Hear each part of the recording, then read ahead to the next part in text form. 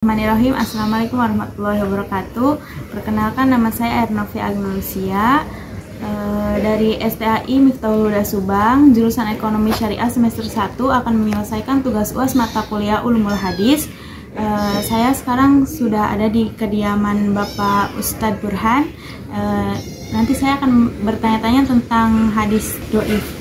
Secara global saja ya, hadis itu ada yang namanya hadis sahih, terus hadis hasan, ya, terus hadis dhaif, ya. Jadi ya, hadis sahih, hadis hasan, hadis dhaif secara global maksudnya, hadis dhaif tuh.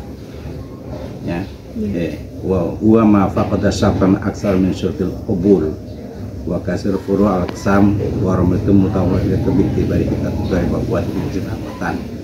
Hadis dhaif, ya.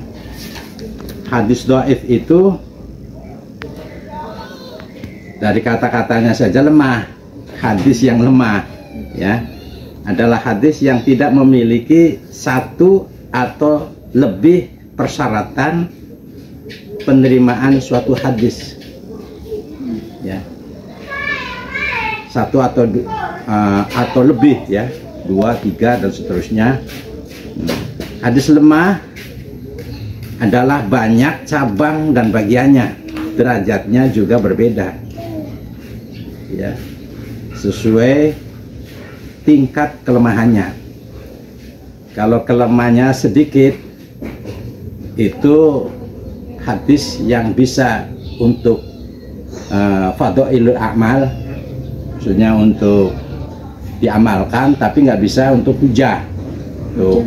Hujah untuk berdebat sebagai dalil, ya, hujah itu dalil. Jadi buat dalil itu lemah, jangan. Yang bisa dijadikan dalil adalah, ya, hadis sahih atau minimal hadis hasan. Adapun hadis dhaif itu nggak bisa, hanya bisa dipakai untuk amalan-amalan, seperti, ya, kayak di sini mah misalnya tentang Rajaban, tentang nisfu Sya'ban, tentang macam-macam lah, yang memang dasar hadisnya tidak kuat, perawinya kurang sahih, kurang hasan, makanya hanya bisa levelnya bisa untuk melakukan ibadah saja, walaupun itu dhaif, tapi itu juga hadis, ada yang merawikannya, hanya derajatnya kurang, ya, makanya hanya bisa untuk beramal saja, tidak bisa untuk dijadikan hujah atau dalil. Itu Berarti itu tuh bisa menetapkan hukum-hukum nggak, Pak? Ya, nggak bisa, nggak bisa, ya, tidak bisa. Kalau untuk hukum-hukum biasa sih harusnya ya hadis sahih. Kalau ketetapan hukum artinya harus yang kuat, rawinya yang kuat, sanadnya juga nyambung, ya, sebab di dalam catatan itu memang ada, ya, catatan misalnya dari siapa sampai ke Rasulullah, itu catatannya ada. Nah, nanti disebutnya nanti hadis mutawatir, ya. Mutawatir itu rawinya banyak, tapi semuanya tidak ada yang putus, semuanya nyambung semua. Ini mutawatir. Pertanyaan Bapak, kan dari sekian banyaknya hadis, Bapak masih suka mengkaji hadis-hadis yang dipandang doif dalam pandangan ulumul hadis atau tidak, Pak? Ya, saya masih suka juga.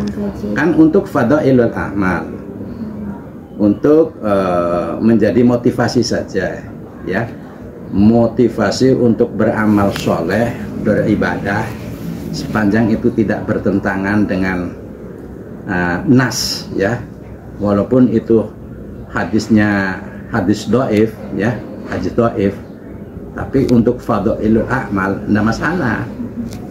Ya, sebab apa? Bukan untuk hujah, untuk mendorong ya orang itu berbuat amal soleh, hanya saja terkendala kepada perawinya atau derajat hadisnya. Itu saja. Hadisnya tetap saja dari Rasulullah, matanya sama, hanya yang membawakan hadis itu ya kurang valid lah, bahasanya kurang bagus lah, sehingga masuk dalam kategori hadis dhaif, nggak bisa dijadikan hujah gitu. Tapi untuk beramal tadi ya itu boleh saja. Artinya ini bagi yang menggunakan hadis dhaif ya untuk beramal. Adapun untuk menetapkan hukum ya sebaiknya jangan pakai hadis dhaif ya, nggak bisa ya, lemah namanya, itu dhaif, lemah.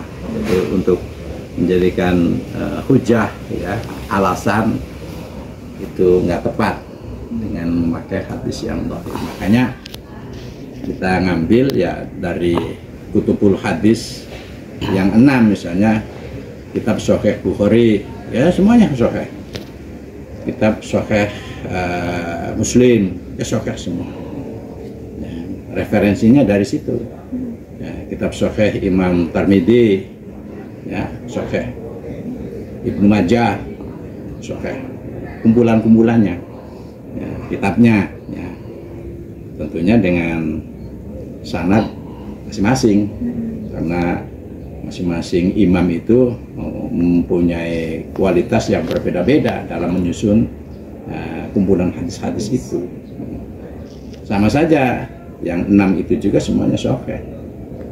Mau ngambil Sahih Bukhari ya silahkan ya, Sahih Muslim silahkan, tapi derajat dari ke-6 kitab hadis, kumpulan hadis, yaitu ya paling tinggi ya Bukhari Muslim, Bukhari terus Muslim.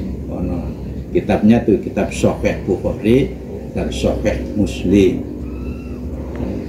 Pun ke bawahnya tetap sahih. Tapi kalau dibandingkan dengan kitabnya Imam Bukhari dan Imam Muslim ya jauh lah. Hanya banyak di antaranya untuk para penentu suatu permasalahan hukum ya harus diambil dari referensi kitabnya Sahih Bukhari. Kalau tidak ada dalam Sahih Bukhari ya ngambil dari Sahih Muslim. Ya.